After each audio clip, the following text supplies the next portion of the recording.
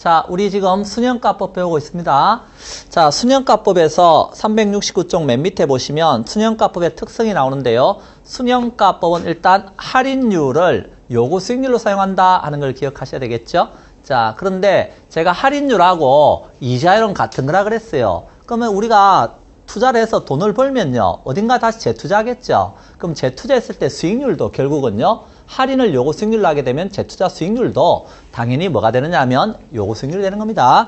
자, 그래서 니은번에 그런 말이 나와 있죠. 할인율로 요구 수익률이 있으면 재투자 수익률도 역시 요구 수익률이 되는 거다. 그런 뜻입니다. 자, 그리고 순형가법은 부의 극대화가 가능한 투자 분석 기법입니다. 부가 극대화된다는 말은 결국 어디 투자라 그랬어요? 순형가가 가장 큰데 투자라 그랬다고요. 순수한 현재 가치는 지금 돈이잖아요. 돈이 가장 많이 남는 데 투자라 그랬으니까 그게 부가 극대화되는 거란 말이에요. 자, 따라서 부의 극대화가 되고요. 그리고 순형가법은 가치의 가산원칙이 성립한다 하는 걸 또 알아두셔야 됩니다. 어려운 말 아니고요. A에 투자해서 순형가가 1억입니다. B에 투자해서는 2억이에요. 그럼 A하고 B 두 군데 투자하면 순형가는요?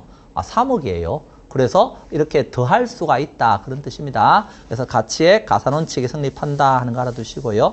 자, 뒤로 넘겨서 미연번에 순형가법을 구하기 위해서는 매기간의 현금수지, 보유기간, 요구수익률의 파악이 가능해야 된다. 그래서 순형가법에서는 사전에 뭘 알고 있어야 되죠?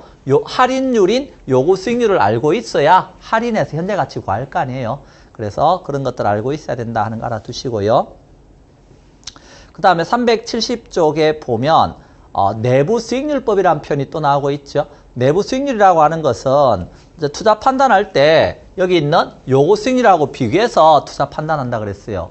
근데 내부 수익률이 무슨 뜻입니까? 그러면 우리 조금 전에 우리 예를 들을 때 이런 거 예를 하나 들었네요. 어떤 예 들었죠? 1억 투자해서 1년 동안 이 부동산에 투자해서 1년 운영하고 나서 처분하게 되면 1억 2천만 원이 기대됩니다. 막 이렇게 이야기한 거 기억나시죠? 그러면 이때 기대되는 수익률 몇 %라 그랬어요?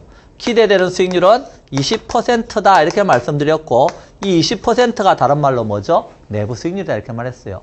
그런데 내부 수익률법은 할인율로 지금 뭘 쓴다고 돼 있어요? 할인율로. 내부 수익률을 쓰니까 내부 수익률법이라고 그랬잖아요. 그러면 이때 1억 2천을 할인할 때 뭐로 할인하라는 거예요? 여기 있는 내부 수익률 20%로 할인하라는 거예요. 그러므로 1 플러스 얼마가 되겠어요? 20%니까 0.2 이렇게 할인해야 되겠죠? 1년 후니까 1성 이렇게 할인하는 거예요. 그러면 딱 얼마가 돼요? 1억 2천에 1.1로 나오면 딱 1억이 되잖아요. 그럼 어떻게 됐어요? 여기 이 돈하고 같아졌죠? 자, 내부 수익률이 무슨 뜻입니까? 하고 물었을 때 내부 수익률은 현금 유출의 현재 가치와 현금 유입의 현재 가치가 서로 같게 만들어주는 할인율이에요. 0.2 이외에 0.3이나 0.1이나 다른 숫자 오면 안 같아지죠? 근데 딱 요 숫자 쓰니까 같아졌잖아요. 그래서 내부 수익률의 개념 봅니다. 자, 기억번 370쪽에 내부 수익률이란 투자한 자체 수익률로 기대 수익률을 말합니다. 그래서 내부 수익률은 예상된 현금 유입의 현가값과 현금 유출의 현가값을 서로 같게 만들어주는 할인율입니다. 같아지게 되면 순형가는 뭐가 돼요? 요 1억에서 1억 빼버리면 순형가는 0이 되겠죠? 순형가를 0으로 만드는 할인율. 또 같아지면 수익성 지수는 RA가 같으니까 1이 되겠죠? 수익성 지수를 1로 만드는 할인율이다 하는 거 알아두시고 맨 밑에 투자 결정에서 내부 수익률이 뭐보다 크거나 같으면 요구 수익률보다 크거나 같으면 투자한다. 그렇지 못하면 투자를 기각한다. 이렇게. 자, 371쪽 메뉴에 상호 배타적 복수에 투자한 이런 말이 나옵니다. 여러 개 중에서 하나만 투자해야 한다. 그러면 내부 수익률이 뭐보다 큰 것 중에서 요구 수익률보다 큰 것 중에서 내부 수익률이 가장 큰 투자안을 택한다. 이런 뜻입니다. 자, 따라서 여러 개 중에서 하나만 택하세요. 그럼 여기 있는 내부 수익률이 어떤 거? 요구 수익률보다 큰 것 중에서 가장 큰 걸 택하라. 이렇게 된다는 거죠. 예. 자, 내부 수익률법은 할인을 뭘로 한다 그랬죠? 예. 내부 수익률로 하죠? 그럼 재투자 수익률도 당연히 또 내부 수익률이 되겠죠. 원리가 같습니다.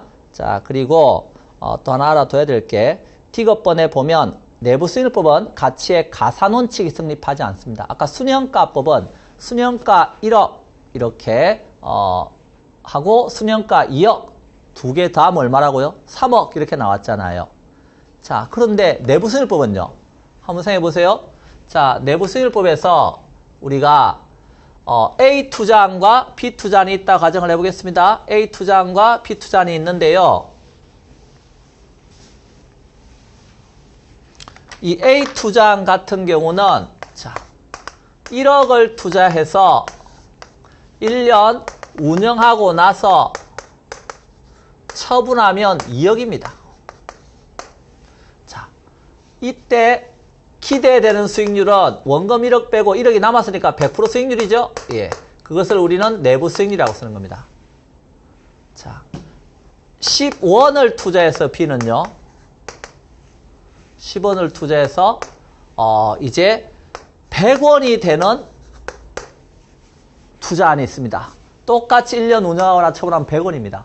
이때 기대되는 수익률은 몇 프로일까요? 맞춤 합격인데. 자, 10원 투자해서 100원이면 1년 후에요. 100원 주면 저한테 여러분 10원 주세요. 1년 후에 100원 드릴게. 그럼 원금 10원 빼고 90원 남았죠? 9배 남았다고요. 그 말은 기대되는 수익률이 900%예요. 무려 9배. 자, 이게 지금 내부 수익률이죠? 맞죠? 두 개 더하면 몇 프로 수익률 돼야 돼요, 이거? 100%에다 900% 더하면 1000% 돼야 되잖아요. 이게 성립하냐고요? 두 개 더해서 한번 투자해보세요.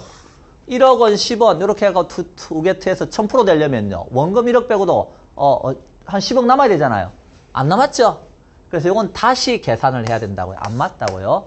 그래서 내부수익률법은 가치의 가산원칙이 성립하지 않는다 하는 걸 하나 알아두시고요. 그 다음에 자, 우리 왜 투자합니까? 그러면 국가와 민족을 왜 투자하진 않잖아요. 그 말은요.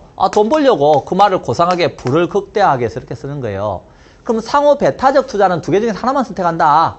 여러 개 중에서 하나만 고른다. 그러면요. 순현가법은 뭘 택하라 그랬어요? 순현가가 뭐보다 큰 것 중에서 0보다 큰 것 중에 순현가가 가장 큰 거 택하라 그랬죠? 내부수익률법은요. 내부 수익률이 요구수익률보다 큰 것 중에 가장 큰 걸 택하라 그랬어요.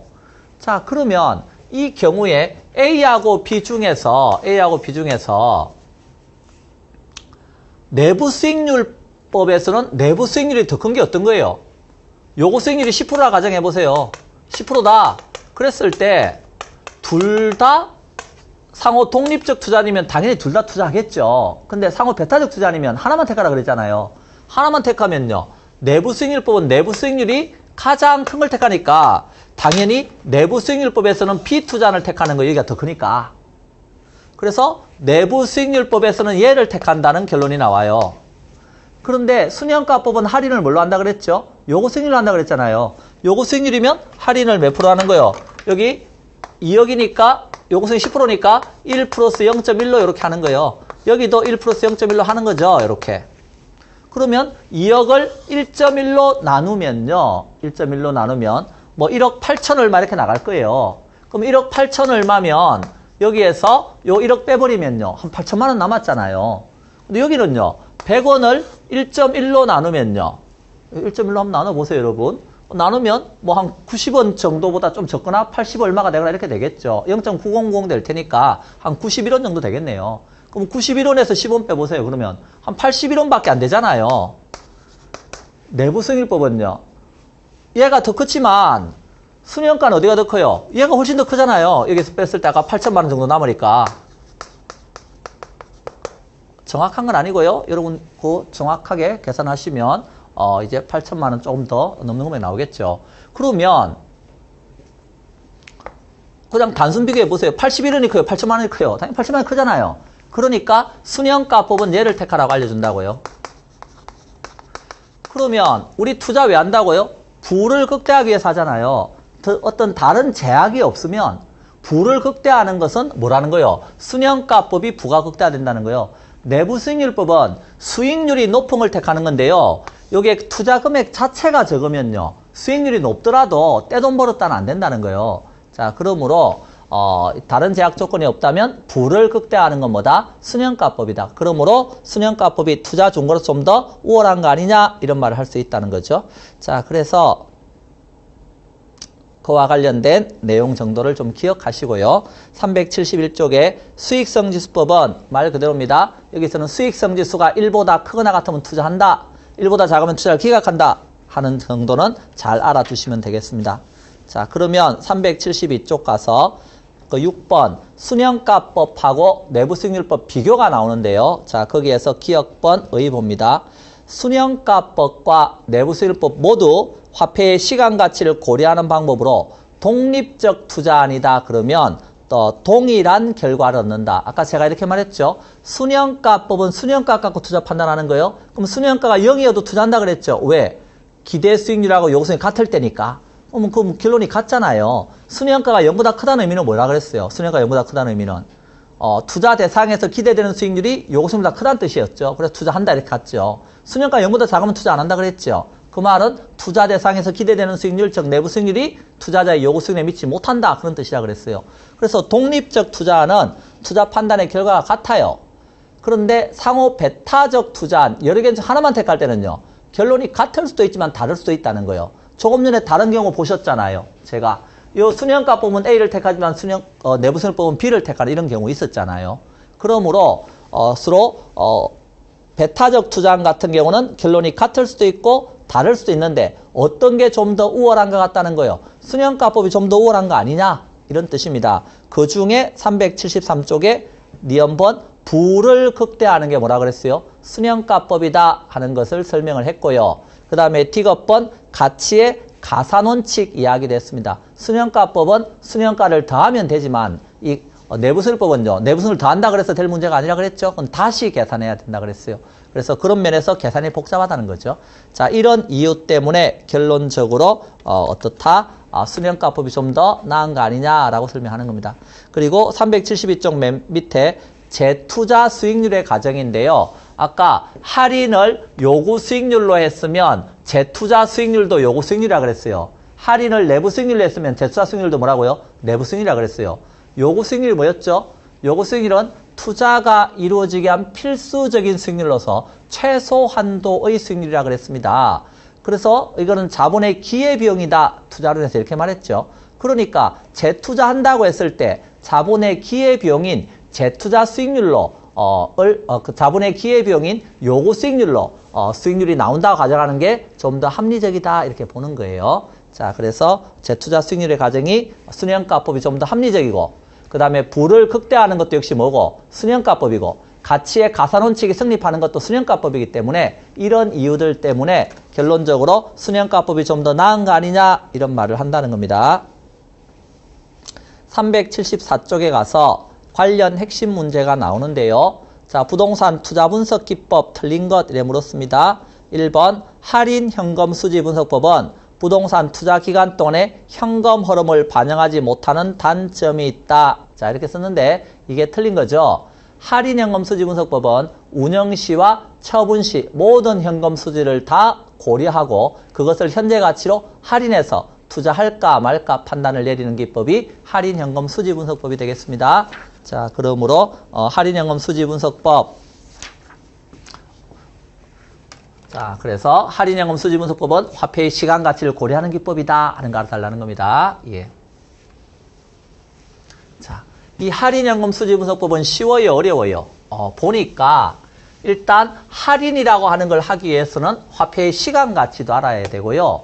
현금 수지도 운영 시와 처분 시 모든 현금 수지 다 고려해야 되고 막 그렇죠. 그래서 상당히 계산 과정이 복잡하고 어렵더라 하는 겁니다. 자, 그러면 좀 투자 분석할 때 쉽게 하는 방법 없어요? 왜 이렇게 머리 아프게 막 이렇게 합니까? 그래서 좀 대강합시다 하는 방법이 나오게 되는데요. 그 대강합시다 그것이 376쪽에 나오는 어림셈법이라고 하는 겁니다. 어림셈법. 그러면 어림셈법은 어떻게 하는 건데요? 그랬을 때 투자 분석 기법으로서 이제 할인연금 수지 분석법이 아니고 뭐가 나온다는 거예요? 어림셈법이라고 하는 게 나온다는 거예요. 어림잡아 셈해본다? 그런 뜻이죠. 대강해본다? 그런 뜻이에요. 그런데 투자할까 말까 판단 내릴 때는요. 뭐하고 뭐는 있어야 돼요? 투자하는 비용하고 투자를 통해서 나오는 뭐는 있어야? 수익은 있어야 서로 비교해서 판단을 내릴 거 아니에요. 그때 이 어림셈법은 요 비용으로서 총 투자한 비용, 총 투자액이 있고 이 돈은 아시다시피 은행에서 빌린 저당 대부액과 무슨 돈이 있었어요? 지분 투자액이 있는 게 아니냐 이런 생각을 한다는 거죠. 그래서 저당과 지분으로 되어 있다 하는 거예요. 총 투자액이. 그러면 저당과 지분으로 되어 있고 이 돈을 합해서 총 투자액을 만들었네요. 예. 그리고 투자를 해서 수익이 생기는데 어림셈법에서는 1년치 운영을 통해서 나오는 수익만 따져봅니다. 우리 아까 운영을 통해서 1년치 나오는 수익이 뭐가 있었어요? 가유순전후 혹시 기억납니까? 그것은 운영을 통해서 나오는 1년치 수익이었죠. 그래서 투자 판단을 내릴 때 여기 나오는 1년치 수익하고 투자한 돈하고 뭐 해서 비교해서 판단을 내린다 하는 것입니다. 그 말은 현재 가치로 할인 이런 거 안 하겠다는 거예요. 기본적으로. 할인 안 하고 여기 투자한 돈하고 요 1년치 수익하고만 비교해서 투자할까 말까 따진다는 거예요. 그럼 따질 때 여기에서 여기 가유순까지는요. 내 돈하고 남의 돈 합해서 나온 수익입니다. 그렇기 때문에 뭐하고 비교하느냐 하면 여기 있는 총 투자액이라고 하는 돈하고 비교해서 투자할까 말까 따지는 것이고요. 그 다음에 여기 세전연금수지와 세후연금수지는 지분 투자자 수익입니다. 그러니까 여기에 있는 지분 투자액하고 뭐해서 비교해서 투자할까 말까 따지자는 겁니다. 자, 따질 때 그러면 여기 수익하고 투자액하고 서로 비교하는데 수익하고 투자액하고 비교하는데 요 수익의 몇 배쯤 되어야 투자한 돈이 되겠나 이것을 따져보는 것을 즉 1년치 수익의 몇 배쯤 투자한 돈이 되겠나 하는 걸 따져보는 것을 승수법이라 그래요. 몇 배니까 승수법. 그래서 승수법과 관련해서는 이제 우리 책에 보시면 뭐가 나오느냐 하면 377쪽에 승수법 이야기가 나오죠. 거기에 보면 조소득 승수, 순소득 승수 이런 말이 나옵니다. 학계론에서 여기 승순의집과 관련된 것은요. 자, 예를 들어서 조소득 승수다. 그 다음에 순소득 승수다. 이런 말이 나오는데 다 뭐죠?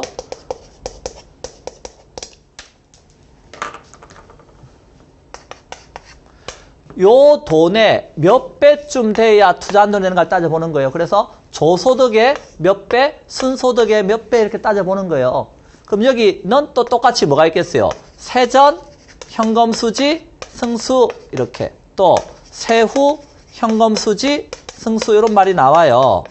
자, 그런데 여기에서 승순의 집은 좀 어때요? 예, 승순의 집은 좀 불쌍한 애예요. 그래서 얘 집이 어디에 있느냐 하면 지하에 살아요. 그래서 요 밑에 지하에 살더래요. 그래서 조소득 승수다 그러면요. 앞에 있는 용어가 지하로 가는 거예요. 지하로. 그래서 조소득 승수면 조소득분의 이렇게. 순소득 승수면요. 순소득분의 이렇게. 우리가 무슨 비율, 무슨 율 이런 건 앞에 있는 게 위로 가는 겁니다. 그런데 승순의 집은 얘 집이 지하다 이렇게 알아두시면 돼요. 그럼 세전연금수지 승수 그러면 밑에는 세전연금수지 지하에. 그럼 세후연금승수 그러면요.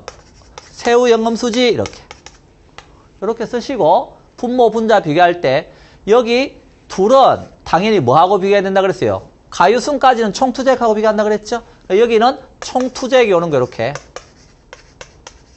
여기도 당연히 총투자액이 와야 되겠죠? 그런데 여기는요. 이제 비교 대상이 뭐라고요? 지분투자액이니까 총이 아니고 뭐가 와야 되는 거예요? 여기부터는 지분투자액이 와야죠. 여기도 지분투자액이 오는 겁니다. 자, 이게 승수법입니다. 자, 그러면 조소득 성수 그러면 조소득분의 총투제. 순소득 성수 그러면 순소득, 그게 순영업소득이잖아요. 줄여서 순소득이죠. 순소득분의 총투제. 세전 현금 수지 성수 그러면 세전 현금 수지분의 총이 아니라 어디 간다고요? 지분투제. 세후 현금 수지 성수 그러면 세후 현금 수지분의 뭐? 지분투제. 이렇게. 그래서 이렇게 되는데, 그럼 여기 순소득 성수라고 하는 걸 좀 보자고요. 자, 순소득 성수다 그러면 이걸 한번 보시면 총투자액이 2억이라고 한번 생각해보세요. 근데 순영업소득이 5천만 원이래요. 1년치 순수익이 5천만 원 뜻입니다. 그럼 5천만 원 몇 번을 벌어야 5천만 원씩 4번을 벌어야 투자한 돈 얼마가 했어요? 2억이 했어야잖아요. 그럼 5천만 원에 몇 배예요? 여기에 4배 해야 투자한 돈 얼마가 되죠? 2억이 된다. 그럼 이 4배 이게 승수라고요. 자, 4배인데 이건 5천만 원은 지금 몇 년치 수익이에요? 1년치 순수익이잖아요. 1년치. 1년치 순수익이니까 5천만 원씩 4년을 벌어야 투자한 돈 얼마가 되는 거예요? 2억이 되잖아요. 그래서 이걸 년으로 나타내면 이것을 다른 말로 자본 회수 기간이라고 부르는 거예요, 우리가. 그래서 순소득 성수의 다른 말이 뭐다? 자본 회수 기간이다 하는 건 알아야 된다는 거예요. 자, 자본 회수 기간이 긴 게 좋아요? 짧은 게 좋아요? 기간은 자본은 빨리빨리 쓰는 게 좋은 거니까 짧은 게 좋은 거죠. 그래서 순소득 성수는 작은 게 좋은 거다 하는 거 알아달라는 겁니다. 성수는 작은 게 좋은 거예요. 그래서 투자할까 말까 판단할 때 이 성수법은 작을수록 좋은 투자 대상이 되는 겁니다. 자, 정리합니다. 377조에 가면 성수법에서 조소득 성수법은 조소득분의 총투자액입니다. 순소득 성수법은 순소득분의 총투자액입니다. 자, 순소득 성수는 자본 회수 기간이라고도 합니다. 자, 그 다음에 세전현금 수지 성수는 세전현금 수지분의 지분 투자액이고요. 뒤로 넘겨서 세후 현금 수지 성수는 세후 현금 수지분의 지분 투자액입니다. 자, 그러면 이제 이와 관련해서 자, 뭐에 대해서 배웠죠? 지금 승수에 대해서 배웠죠? 자, 그러면 이 역수를 한번 생각해요. 역수. 역수는 뭐가 되겠어요? 자, 세후 현금 수지 성수의 역수는 세후 현금 수분의 지분 투자액이니까 지분 투자액분의 세후 현금 수지가 되겠네요. 그 말의 의미가 뭐죠? 자, 투하 자본분의 얘는 수익이잖아요. 가유순전화가 수익이니까. 수익이 위에 있으니까 이건 수익률이에요. 수익률인데 무슨 수익률이죠? 세후 수익이 위에 있으니까 이건 세후 수익률입니다. 자, 따라서 세후 현금 수지 성수 역수는 뭐죠? 세후 수익률입니다. 그래서 거기 378쪽에 가운데 3번 세후 수익률이 나오죠? 자, 그것은 세후 현금 수지 성수하고 역수관계입니다. 자, 그 다음에 여기 역수는 뭘까요? 자, 세전 현금 수지분의 지분 투자액이잖아요. 그럼 이건 역수로 나타내면요. 지분 투자액분의 세전 현금 수지가 되겠죠? 맞나요? 예. 자, 세전 현금 수지 한번 보세요. 이 순영업 소득이 나오면 은행에다 뭐 갖다 준다고요? 원금과 이자 갖다 주고 부채 서비스액 기억납니까? 은행에다 원가 이자 갖다 주는 게 부채 서비스액이었죠? 갖다 주고 남은 게 누구에게 배당되는 몫이에요? 지분 투자자에게 배당되는 몫이죠. 그래서 여기가 지분 배당이란 뜻입니다. 그러므로 여기 세전 현금 수지는 지분 배당이에요. 지분 배당이 위에 있으니까 이걸 지분 배당률이다 이렇게 표현할 수도 있고요. 세전 수익이 위에 있으니까 세전 수익률이다 이렇게 표현할 수도 있다는 거예요. 자, 그래서 적어도 이렇게 알아주세요 하는 겁니다. 자, 역수관계 세전 현금 수지 성수 역수는 뭐라고요? 지분 배당률이다. 우리 책에 지금 이렇게 표현하고 있는 거예요. 자, 그러면 이 경우에 여기 역수는 뭐가 돼요? 여기 역수는 순소득 성수 역수는 총투자액분의 뭐가 되죠? 순소득이다 이렇게 되잖아요. 총투자액분의 순소득, 즉 순영업소득 이렇게 되는 거죠. 그런데 이것을 표현할 때 뭐라고 썼냐면 요 순수익이 뭐냐면 이 순영업소득이잖아요. 이 돈 벌어가지고 저당 투자자도 주고 이렇게 지분 투자자도 가져오고 이러잖아요. 그러면 요건 수익을 나누기 전에 종합적인 수익입니다. 순영업소득이. 그 종합적인 수익을 가지고 저당 투자자도 두고 주고 지분 투자자도 가져오는 거죠. 그러므로 종합적 수익이 위에 있으니까 이걸 종합수익률이라고 써요. 종합적인 수익이 위에 있으니까. 그런데 이 종합수익률을 다른 말로 감정평가에 가시면 수익률이라는 표현 대신에 환원이율이라는 표현을 쓰고요. 그 환원이율의 다른 말이 또 자본환원율입니다. 그래서 이걸 표현할 때 종합자본환원율이다 이런 표현을 쓰는 거예요. 표현이 좀 어렵죠? 예, 그래서 처음 하시는 분은 좀 어렵습니다. 그래서 수익률을 따질 때는요, 우리가 여기까지 지금 따지는 겁니다. 종합수익률이고 종합자본환원율이고 그런 겁니다. 왜? 이게 종합적인 수익이니까요. 예. 자, 그래서 이런 정도 내용은 좀 정리가 돼야 되겠다 이런 뜻이고요. 그럼 하나 남은 거 있죠? 뭐 남았어요? 얘가 남았잖아요. 조소득 성수가 남았어요. 그럼 이 역수는요, 총 투자액분의 뭐가 되는 거죠? 조소득이 됩니다. 그럼 한번 생각해 보시죠. 총 투자액이 뭐 2억이고 조소득이 뭐 여기에서 뭐 1억이다 이렇게 한번 생각해 봅시다. 그러면 이건 뭐죠? 이거 50%잖아요. 예를 들어서 이 50%가 무엇을 말하느냐 하면 총 투자, 우리 왜 투자했어요? 돈 벌려 투자한 거 아니에요. 총 투자 2억이란 돈을 이 부동산에 투자를 했더니 다시 회전되어서 들어온 돈이 1억이란 뜻이에요. 그래서 총 자산 중에서 회전되어 들어온 돈의 비율이 50%다 이거예요. 그래서 이걸 표현할 때 총 자산 회전율이다. 자, 이런 표현을 씁니다. 그래서 요거는 수익률적 개념이 아닙니다. 총 자산 중에서 회전되어 들어온 돈의 비율이다. 자, 그래서 총 자산 회전율 표현합니다. 그래서 조소득 성수 역수는 뭐가 되는 거죠? 총 자산 회전율이다. 이렇게 알아두셔야 되고, 순소득 성수 역수는 뭐죠? 종합 자본환원율이다. 이렇게. 세전 현금 수지 성수 역수는요, 지분 배당률이고, 세후 현금 수지 성수 역수는 세후 수익률이다. 그러므로 수익률은 당연히 어때요? 이게 수익률법이니까 수익률은 큰 게 좋은 거죠? 그렇습니다. 수익률은 큰 게 좋은 겁니다. 승수는요, 작은 게 좋은 겁니다. 예, 역수니까. 자, 그렇게 알아두시면 되겠습니다. 자, 그래서 적어도 379쪽에 매니에 관련 핵심 문제에서 승수법과 수익률법 옳은 것하고 물었는데요. 총소득 승수는 이런 말이 나오면 딱 뭐가 떠올라야 돼요? 승수네 집이 어디다?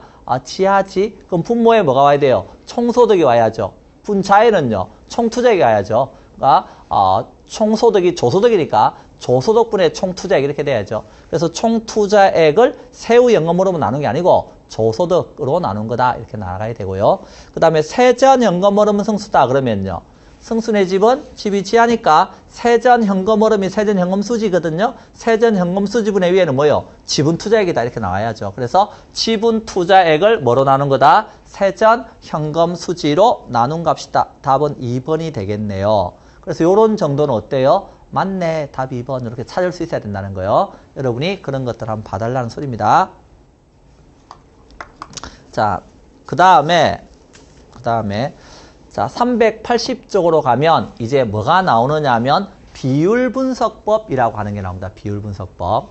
자, 비율분석법은요, 우리는 지금 어림셈법은 여기 투자한 돈하고 수익하고 요렇게 여기하고 여기를 요렇게 비교한 거죠, 지금. 근데 비율분석법은요, 어떻게 비교를 하는 거냐면 여기에서 여기하고 요 동그라미하고 이제 요 동그라미 비교하고 이 동그라미하고 이 동그라미 비교하고 이렇게 이제 비교하는 거예요. 요 안에서 비교하는 거예요. 그러면 총 투자한 돈 중에 은행에서 빌린 돈이 있을 거 아니에요. 대부액이 얼마나 되는가 따져보는 거예요. 1억 투자했는데요, 5천만 원 빌렸대요.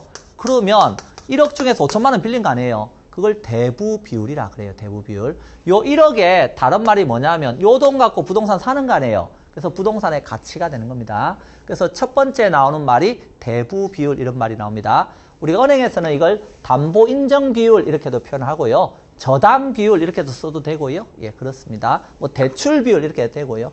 융자 비율 이렇게도 표현은 아무 상관이 없습니다. 그래서 우리가 알고자 하는 게 뭐예요? 전체 투자한 돈 중에서 얼마나 빌렸나 이걸 알아보는 게 뭐다? 대부 비율이 되겠습니다. 자, 그래서 요 총투자액이란 말 대신에 뭐라고 써야 된다고요? 부동산의 가치가 되겠습니다. 저 돈 갖고 부동산 사는 거니까. 그래서 맨 위에 박스에 뭐라고 써놨죠? 부동산 가치분의 융자액이다. 이런 말 써놨어요. 물론 갚은 돈이 있으면 이제 잔금으로 따져야 됩니다. 대부비율 따질 때. 자, 그래서 대부비율은 부동산의 가치분의 융자액이 되겠습니다. 자, 그러면 대부비율이 높아진다는 말은요. 은행에서 돈을 많이 빌리는 거 아니에요. 그럼 은행 입장에서 안전해져요? 위험해져요? 위험해지죠. 위험해지면 이자 많이 내놓으라 그럴 것 같아요? 적게 내놓으라 그럴 것 같아요?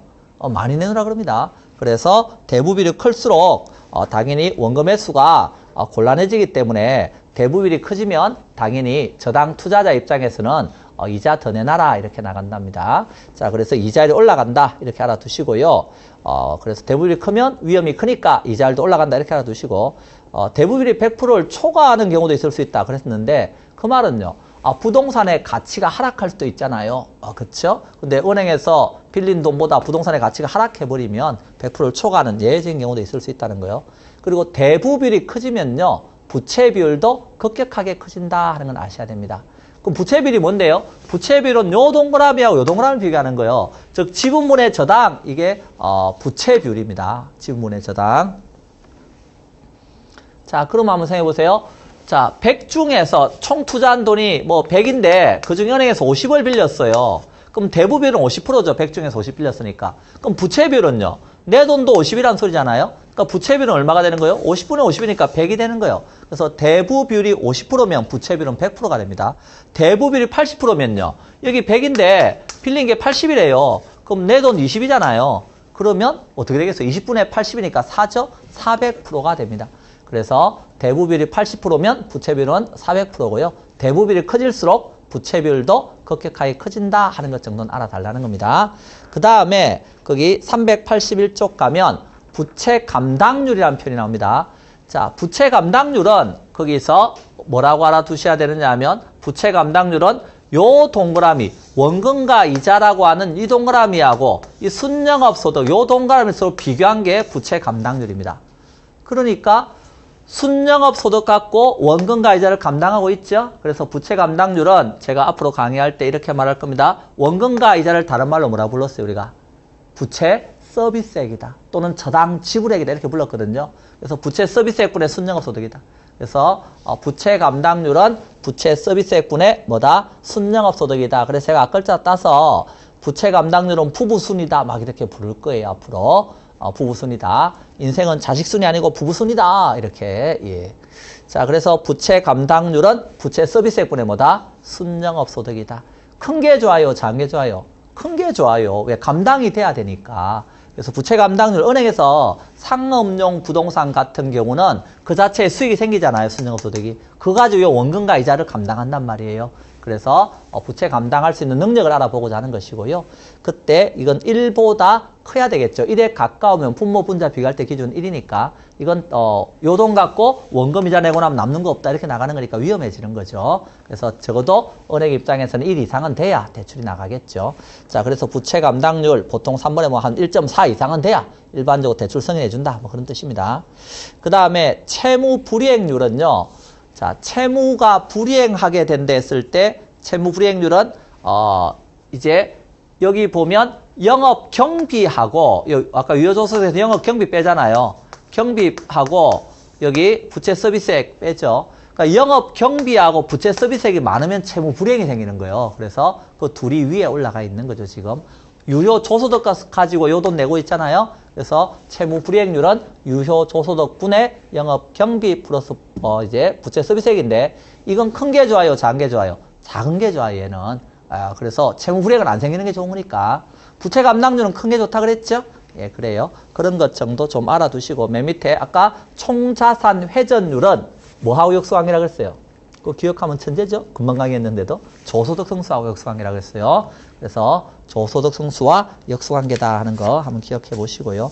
뒤로 넘겨서 영업경비 비율 해서 영업경비가 위에 올라가 있어요. 영업경비. 조소득 플러스 영업경비 내고 있죠? 조소득분의 영업경비입니다. 영업경비가 많은 건 안 좋은 거죠? 그래서 영업경비 비율은 작은 게 좋은 거예요. 이렇게.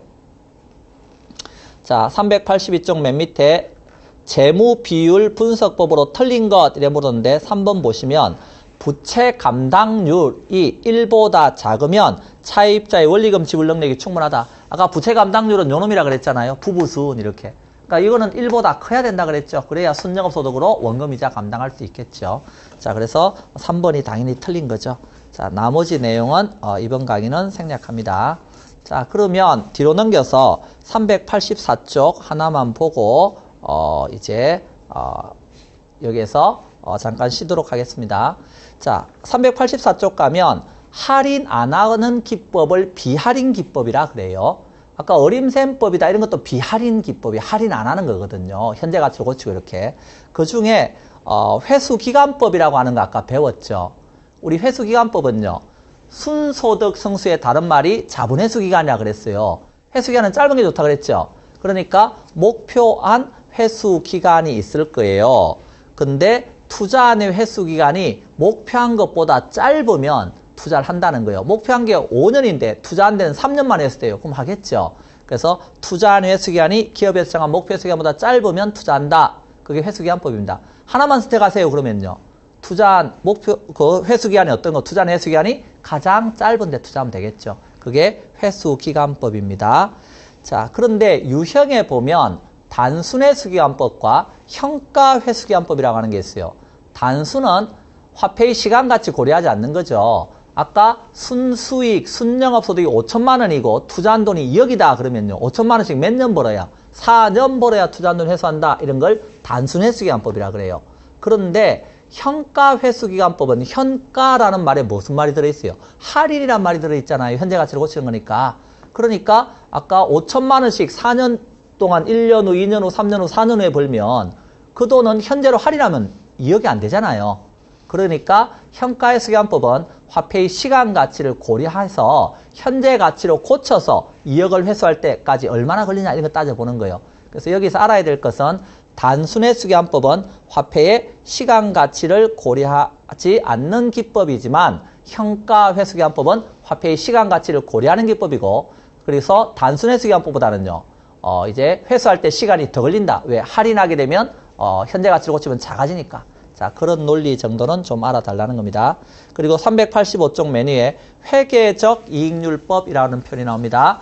회계적 장부죠. 장부상의 수익률을 따져보는 겁니다. 그러니까 이 회계적 이익률법은 장부상의 수익률을 따져보기 때문에 할인을 하지 않는다 하는 걸 알아달라는 겁니다. 역시 비할인 기법이라는 거예요.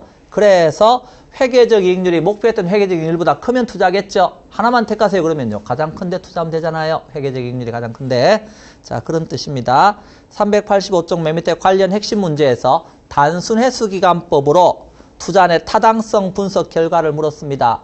회수기간법은 회수기간이 어떠한 거? 가장 짧은 걸 선택하면 됩니다.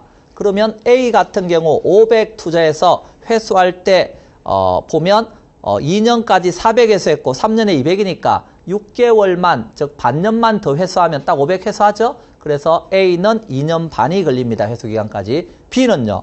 700 회수하려면 4년 걸리죠. 200, 300, 100, 100이니까. C는요. 600 회수하려면 몇 년 걸려요? 3년 걸리죠. 200, 100, 300이니까. D는 800이니까 800 회수하려면 3년 더 걸리죠. E도 900 회수하려면 시간이 잔뜩 걸리네요. 보니까. 그러면 가장 빨리 해서 한 게 뭐예요? A 2년 반이더라 하는 겁니다. 그래서 답은 1번 이렇게 나가는 거죠. 예. 자, 그래서 뭐 여러분들이 뭐 여기에서 적어도 다양한 문제들을 풀 수 있지만 가장 핵심적인 것을 풀 수 있는 능력이 있는가 이런 걸 물어보는데요. 386쪽에서 그 관련 핵심 문제에서 메뉴에 순소득 성수를 구하시오 이런 말이 나오잖아요. 그러면 성수네 집은 순소득 그러면 지하에 있다. 그래서 순소득이 분모로 가야 되겠죠. 순영업소득. 뭐하고 비교한다고요? 투자한 돈. 이때는 총투자액과 비교해야 되겠죠. 그러므로 순소득 성수는 순영업소득분의 총투자액. 그러면 10억 원분의 100억. 그래서 얼마가 돼요? 10 이렇게 나가는 거죠. 아주 쉬운 문제죠. 예. 다만 중요한 건요. 이것은 계산 문제다. 그래서 무조건 틀리자. 그러면 안 된다는 거예요. 아주 핵심적인 내용만 잘 알면 답을 맞출 수 있다는 겁니다. 그 옆에 한 문제만 풀고 투자론 마치겠습니다. 관련 핵심 문제에서 그 22회 문제 387쪽 메뉴에 할인 기법이 아닌 것 이래 물었어요. 할인 기법이 아닌 것. 적어도 순형가법은 할인연금 수지분석법에 들어있다. 이런 건 알아야 되겠죠. 회수기간법은 특별한 말이 없으면 그건 단순회수기간법입니다. 그러므로 할인 안 하는 겁니다. 내부수익률법 할인한다는 거 알고 있죠? 수익성지수법 할인연금 수지분석법에 있었죠? 근데 회계적 이익률법은 장부상 수익률 따지는 건 할인 안 한다 그랬어요. 자, 따라서 할인하는 게 뭐고 할인 안 하는 게 뭔지 아시겠죠? 자, 그래서 이런 것 정도는 정리가 돼야 된다. 우리가 모든 내용을 100% 다 할 수는 없습니다. 그러나 가장 핵심적인 내용들을 잘 알아두시면 시험장에서 합격은 충분히 할 수 있습니다. 자, 잠깐 쉬었다가 금융론 들어가도록 합니다.